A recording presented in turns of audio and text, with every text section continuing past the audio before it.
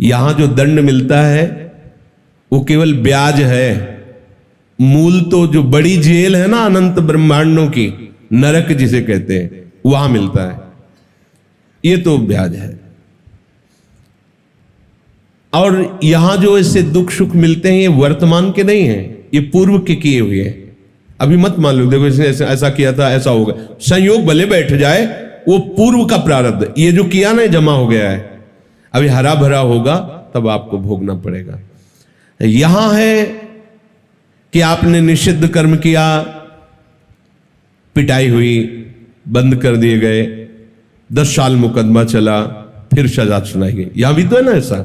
ऐसे ही वो पिटाई जो हुई थी वो ब्याज की है, वो अभी न्यायाधीश के द्वारा दी हुई नहीं है दंड विधान, वो ब्याज है।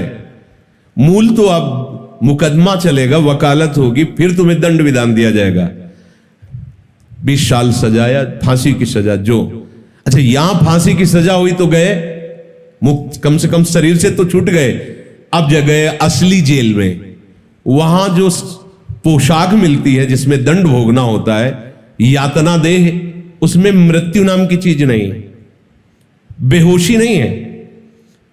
वहां जो दंड मिलता है तो वो शरीर ऐसा दिया जाता है कि उसमें कभी बेहोश नहीं हो सकते और मर नहीं सकते। 2 बातें।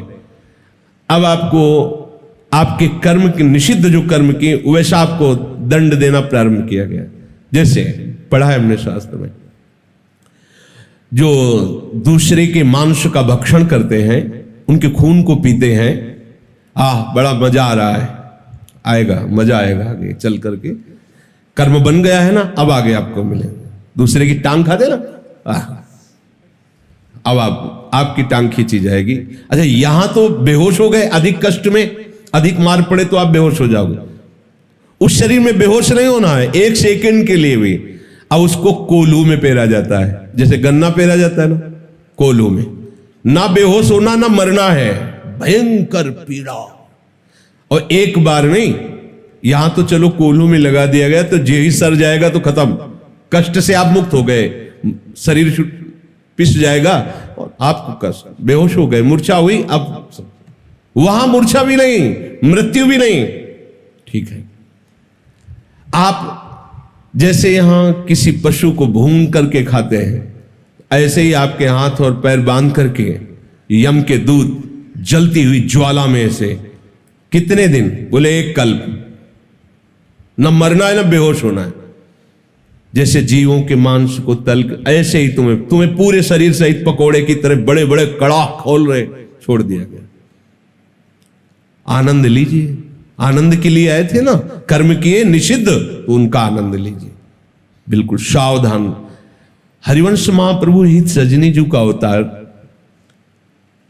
वो नरक के विषय में क्यों बोलते, पर उन्होंने सावधान किया है। जय श्रीत हरिवंश नरक गति दुर्भर, यम द्वारे कटियत नक छिके। बहुत कठिन है नरक से बच पाना। जो यहां कर्म करो आप, ये इसका भी हिसाब है, कहां बजाया, किसके लिए बजाया, एक एक चीज देखा, उसका भी हिसाब। छींकने पर नाक काट दी जाएगी, किधर छींका, क्यों छींका, कैसे छींका, मतलब छोटे से कर्म का पूरा हिसाब मिलेगा। भगवान कह रहे सावधान होकर के शास्त्र सम्मत कर्म करो। कई बार सत्संग में कह चुके हैं, ये भूल मत करना कि पाप करके हम गंगा नहा लेंगे जाके। गंगा नहाओगे उसका अलग फल होगा, पाप की उसका अलग होगा। हम हिंसा करके कुछ पैसा साधुओं को दे देते हैं तो डबल पाप लगेगा। हिंसा का पाप, साधु की बुद्धि भ्रष्ट करने का पाप, स्वयं तो धर्म रहित और उसको भी धर्म रहित करने का तुम्हें पाप लगेगा। पुण्य का तो कहीं सवाल ही नहीं। पाप से किसी का पुण्य बनता है क्या? ये भूल छोड़ दो। जहां ऐसा उपदेश होता हो कि ब्लैक को व्हाइट कर दिया जाता है तो अलग कोई संस्थान होंगे।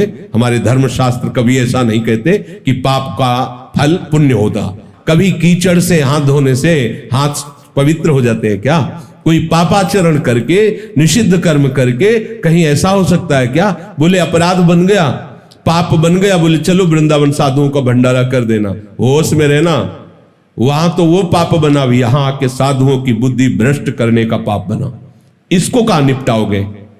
ये जो संत महात्माओं के लिए तुम पाप करके जो अपनी पाप की निवृत्ति के लिए, पाप बोझा धोने के लिए संतों को तुम देने आए, उसका पाप कौन भोगेगा?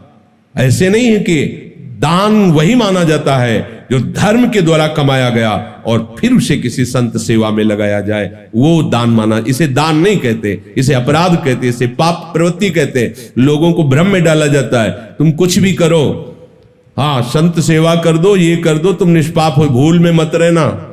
ऐसे है, इधर जो शुभ करोगे वो उसका हिसाब, अशुभ करोगे उसका हिसाब। और कोई ये भूल ना सोचे कि हम मनमानी आचरण करके, धर्म विरुद्ध आचरण करके ठाकुर जी को भोग लगा देंगे, ठाकुर जी माफ कर देंगे। ठाकुर जी भोग के लिए नहीं बैठे हुए, वो कह रहे मेरी आज्ञा का पालन करो। तस्मात् शास्त्रम प्रमाणम ते कार्यो व्यवस्थित। भगवान आदेश कर, उनकी आज्ञा को उल्लंघन करो, उनको हलवा पूड़ी से तुम राजी करना चाहो, कदापि नहीं। भगवान कह रहे नियतम कुरु कर्म। कितना घृणित पाप करवा देता है मन, कैसे कैसे दुष्कर्म करवा रहा है। देख लो, आप हृदय में देखो, प्रभु के जब शरण में नहीं होते हो, प्रभु का सुमिरन नहीं करते होते हो, तो कैसे कैसे पाप करवाता रहता है। अपने ही द्वारा सुरक्षित जनों को वो शोषण करता है, ऐसे घृणित पाप करता है जिनका कहीं भी क्षमा शब्द नहीं उसके लिए, ऐसे पाप कर देता, उनकी क्या व्याख्या करें। इसलिए निषिद्ध कर्म भूल के मत करना, नहीं केवल भोगना होगा, तड़पना होगा, कोई उपाय बचने का नहीं होता है। हे अर्जुन, तुम्हें शास्त्र विधि से ही कर्म करना चाहिए, अत्यंत आवश्यक है। सबको स्वाध्याय करना, चाहे कोई भी हो। जब तक संतवाणी का श्रवण, शास्त्रों का स्वाध्याय नहीं करता, तो उसमें वो ज्ञान जागृत नहीं होता कि मुझे क्या करना चाहिए, क्या नहीं करना चाहिए। पशुओं जैसा जीवन लोगों का होता जा रहा है। ये देख रहे हैं कि कितना प्रचंड समय आगे आता चला जा रहा है। आप देख लो, आप धर्म को छोड़ रहे हो तो धर्म तुम्हारी सुविधाओं को रौंद रहा है। आज वृंदावन में आप परिक्रमा लगाएं, प्यासे हो तो जेब में पैसा हो तो प्यास बुझा सकते हैं, नहीं पानी नहीं है, ना कोई कुआं है, ना कोई ऐसी हैंडपैप आदि की सुविधाएं रह गई कि आप पानी पी सकें। देखो प्रकृति कैसा दंड दे रही है। आप धर्म के साथ खिलवाड़ कर रहे हैं। अरे क्या है शास्त्र, तो आप देखो, आप प्रकृति के साथ खिलवाड़ कर रहे तो प्रकृति आपके साथ कैसा दंड विधान कर रही। आप लताओं को, वृक्षों को नाश कर रहे हैं, तो आप रोगों से घिरते चले जा रहे हैं, क्योंकि यही लताएं, वृक्ष सुंदर ऑक्सीजन प्रकट करके कार्बन डाइऑक्साइड को सोख करके आपको वो वायु देते हैं जिससे आप स्वस्थ रह सके। वृक्षों को काट दिया, देखो कैसी दूषित वायु होती जा रही है। यह दूषित आहार और दूषित वायु का प्रभाव है कि पहले जहां कहीं कुछ ऐसे सुनने को मिलता था कि किसी को भयानक रोग हुआ है, आज कैंसर आदि रोग ऐसे हो रहे हैं जैसे किसी को बुखार आता है। क्यों? आप धर्म से नहीं चल रहे, तो प्रकृति आपको दंड देना प्रारंभ कर रही। आप किसी को नहीं मान रहे। गौ सेवा, देव सेवा, गुरु सेवा, संत सेवा, जन समाज सेवा, तो वर्षा वाटर लेवल खत्म होता चला जा रहा है। आप देखो, प्रगट में देखो, 15 हाथ की रस्सी से बहुत शीतल कुएं से जल निकाला जाता था, और 500 लोगों का मोहल्ला एक कुएं से पूरा का पूरा परिवार का पोषण सब उसी जल से होता। आज 110 फीट, 180 फीट बढ़ता चला जा रहा है वाटर लेवल। क्यों? कौन हवन कर रहा है? कौन यज्ञ कर रहा है? कौन त्रिकाल संध्या कर रहा है? कौन धर्म से चलना चाहता है? केवल सुख भोगना चाहते हो? प्रकृति दंड देगी, दे रही। हर वो वस्तु जो हमारे प्रयोग में आने वाली है, तुम्हारी बुद्धि को दूषित करके उसको दूषित किया जा रहा है। तुम्हारे ही परिवार के जन उसी दूषित एक दूसरे के दूध वाला सोचता है कि मैं दूध में मिलावट करके धन कमाऊंगा, परिवार सुखी रहेगा। वो दूसरे परिवारों को मिलावट, वो दूसरा दूसरी वस्तु में मिलावट करके तुम्हारे परिवार को भेज रहा है। जब शरीर स्वस्थ नहीं, बुद्धि स्वस्थ नहीं, तो परमार्थ क्या है तुम स्वार्थ भी नहीं समझ पाओगे। पशुओं जैसी रहनी। भगवान भुवन भास्कर के उदय होने के पहले जो शैया का त्याग करके, स्नान आदि करके, अर्घदान आदि के द्वारा शैया का त्याग ही नहीं हो रहा। 8 बजे 9 बजे लोग उठ रहे हैं, सुख भोगना चाहते हैं, उनकी आयु क्षीण हो रही, उनके सुकृत नष्ट हो रहे हैं, उनके नाना प्रकार के जो बचाव पक्ष की ज्ञान शक्ति उसका अपहरण कर रहे हैं भुवन भास्कर। खिलवाड़ समझ रहे तुम? ये यहां मनुष्य जन्म लेकर मनमानी आचरण। सावधान। भगवान कह रहे नियतम कुरु कर्म त्वम कर्म ज्यायो है कर्मणा शरीर यात्रा पिच्यते न प्रसिद्धेद कर्मणा। तुम्हारी शरीर यात्रा भी सिद्ध नहीं हो पाएगी अगर आप शास्त्र के अनुसार कर्म नहीं करोगे, मनमानी आचरण करोगे। कैसा जीवन! आप जिसे बहुत अच्छा जीवन समझ रहे हैं कि हम बहुत सुखी है, और उसको शास्त्र दृष्टि से देखा जाए तो केवल पशुवत जीवन है, पशुवत जीवन। तिनते खर सूकर श्वान भले जड़ता बस जे न कहे कछुए जरि जाओ सु जान की नाथ बिना जो जिए जग में तुम्हारो बिन होए। कैसा जीवन! 11 बजे दिनचर्या प्रारंभ होती शौच स्नान की। आश्चर्य होता है, इतना मंगलमय जीवन, और ब्रह्म मुहूर्त से लेकर 11 बजे तक तुम्हारा शयन चल रहा है। क्या जीवन को नाश किया जा रहा है। प्रातःकालीन वेला पर कोई उठकर संध्या वंदन, भजन साधन, स्वयं भगवान प्रात काल उठ के रघुनाथा मातु पिता गुरु नावहि माथा सबको प्रणाम करके अपनी दिनचर्या स्वयं प्रभु करते थे। संध्या वंदन आदि, जैसे शास्त्रों में वैदिक सिद्धांत में संध्या वंदन आदि, तो अपने मंगला वन विहार आदि, वो तो शास्त्र सम्मत, और ये वेदातीत प्रेम रस। वहां दैवी शक्तियों की संधि और यहां प्रिया प्रीतम की संधि, और उनकी संधि शक्ति सहचरियां, ये तो अद्भुत।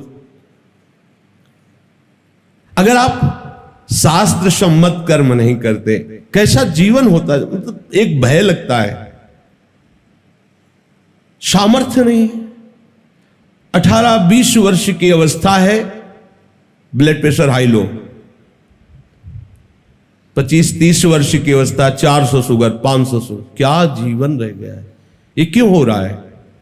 न देव आराधन है, न धर्म का पालन है, न शास्त्र स्वाध्याय है। जब शास्त्रीय स्वाध्याय नहीं, संत संग नहीं, तो आपको पता ही नहीं कि मुझे क्या करना चाहिए, क्या नहीं करना चाहिए।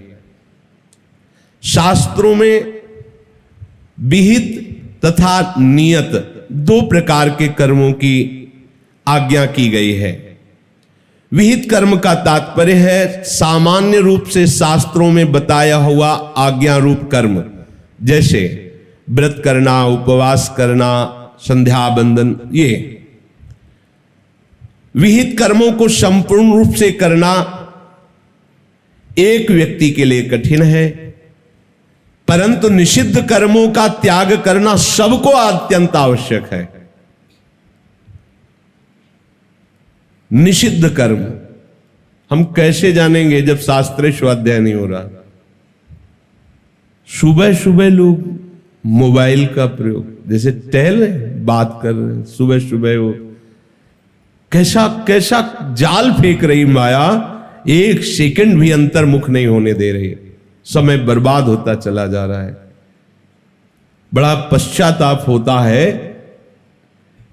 कैसे जीवन नष्ट किया जा रहा है। अंदर जलन होती है, इतना सुंदर अवसर मिला है मुक्त होने का, कैसे।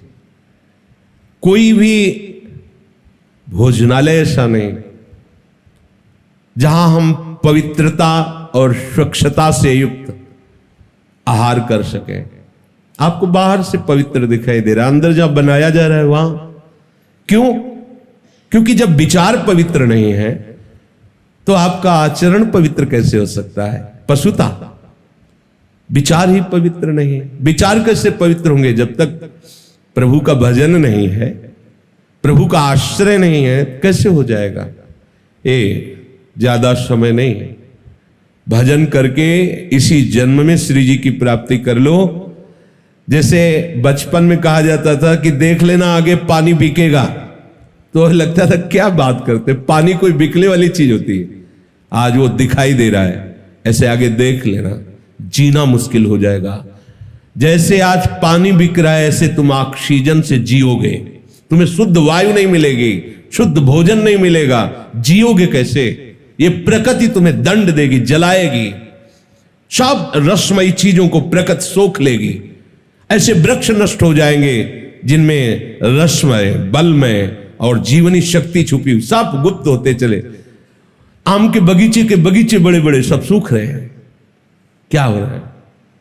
आप समझते हैं कि हम मनमानी आचरण कर लेंगे और मौज से रह लेंगे? नहीं, ये प्रकृति आपको दंड दे देगी, प्रकृति आपको चैन से नहीं जीने देगी। अब किसी की समझ में क्या आएगा कि हमें शास्त्र के अनुसार चलना है? क्योंकि ऐसे ऐसे सीरियल दिखाए जाते हैं, क्योंकि जो नाटक दिखाया जाता है, नए बच्चे जो देखते हैं उसको ही सत्य मानते हैं। जो नाटक दिखा रहे हैं वो रोल कर रहे हैं, और जिनका वो रोल कर रहे हैं उनको पता ही नहीं है, उनको पता ही नहीं इस विषय का कि जो हम कर रहे हैं, महात्माओं को जानना कोई साधारण बात है क्या? जब तक आप स्वयं महात्मा नहीं, तब तक आप महात्मा की स्थिति को नहीं जान सकते। बाहरी व्यवहार को देखकर आप अनुमान नहीं लगा सकते कि ये किस स्थिति का महात्मा है, जब तक आप आंतरिक स्थिति को नहीं पहुंचेंगे।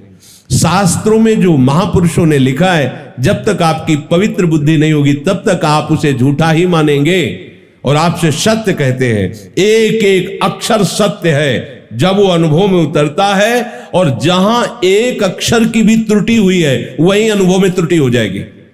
तब लगता है कि शास्त्र एक एक अक्षर सत्य कह रहा है, उसे स्वीकार करके ही चलने से परमानंद की अनुभूति होगी, जीवन सार्थक होगा। जो निषिद्ध कर्मों को करते रहते हैं उनकी बुद्धि मंद हो जाती है, निर्णय करने लायक नहीं रहती, क्या करना चाहिए क्या नहीं करना चाहिए। जो हमारे द्वारा पोषित है, हमारे द्वारा सुरक्षित है, उन्हीं का हम शोषण करने लगते हैं। बुद्धि खराब हो गई। जैसे पशु आचरण करते हैं, उनको पता नहीं होता कि किसके साथ कैसा व्यवहार करना चाहिए। ऐसे जो निषिद्ध कर्म करता है उसकी बुद्धि पशुओं से भी नीचे गिर जाती है। उनकी तो एक समय सीमा बांधी गई है, पर मनुष्य की समय सीमा भी नहीं। वह अमर्यादित चेष्टाओं की हद करने लगता है, फिर दुर्गति में कसर नहीं रहती। एक दो बार अस्पताल घूमना चाहिए, जाकर के देखना चाहिए। कीक मची रहती है, किसी की टांग टूट गई, उसको किसी का ऑपरेशन, वो जो भर्ती हुए तो देखा है। ये क्या है? कर्मों का परिणाम है। इसलिए निषिद्ध कर्म से डरो। वो केवल अभी दंड नहीं देगा, आपकी बुद्धि को दूषित करके और ऐसे कर्म करवा देगा जो दुर्गति ही दुर्गति है। जो निषिद्ध कर्म का त्याग करता है, जैसे झूठ न बोलना, यह त्याग है। झूठ न बोलना, हमें लगता है कि इस पर तो अपने लोग ध्यान ही नहीं देते। झूठ को तो हम पाप ही नहीं समझ रहे। झूठ बराबर पाप नहीं है, साच बराबर तप नहीं, झूठ बराबर पाप। जाके हृदय साच है, ताके हृदय आप, ऐसा पहले स्कूल में दोहे आते थे। साच बराबर तप नहीं, हाँ नहीं असत्य सम पातक पुंजा, गोस्वामी जी लिख रहे हैं। झूठ क्यों बोले? किस बात के लिए बोले? थोड़े से भय से बचने के लिए झूठ बोलकर बड़ा भय, निमंत्रण दे रहे हैं, अगर हम सत्य बोल देंगे तो हमसे जो गलती हुई वो डांट लगेगी, उसका निराकरण हो जाएगा। पर थोड़े से भय से बचने के लिए हम झूठ बोल करके बड़े भय को निमंत्रण दे देते हैं। अपने लोग तो ऐसे झूठ बोल रहे हैं कि जहां भय का अवसर ही नहीं है, कोई बात ही नहीं है, फिर भी झूठ बोले जा रहे हैं। क्यों बोल रहे हो झूठ? अगर सत्संग सुनते हो, भगवत मार्ग में चलते हो, तो अब तुम्हें झूठ बोलने के लिए क्या जरूरत है? अगर कोई बात है जो नहीं बतानी है तो हम झूठ के बोले, नहीं बताएंगे आपको। नहीं बताना है, साफ बोल देते हैं ना, नहीं बताना है इसलिए नहीं बोलेंगे। डर किस बात का? हम झूठ क्यों बोले? वो राजी रहे या ना रहे, हम जिस मार्ग में चल रहे हैं उसकी रक्षा के लिए हमें आपको नहीं बताना है। झूठ बोलने की जरूरत क्या है? हमें आपसे नहीं मिलना है, झूठ बोलने की जरूरत क्या है? हाँ, जो किया तो अब चाहे दंड दीजिए, चाहे जैसा हमसे ऐसी गलती हो गई तो वही क्षमापन हो रहा है। अगर आपको दंड दिया जा रहा है फिर आप बचे। एक बात है, गुरुजनों की सभा में यदि दंड दे दिया जाए अपराध का तो उसे फिर कहीं भी दंड नहीं मिलेगा। एक जगह है ऐसी, अगर गुरुजन क्षमा कर दें तो भयंकर से भयंकर अपराध कभी उसे दंड नहीं दे सकते।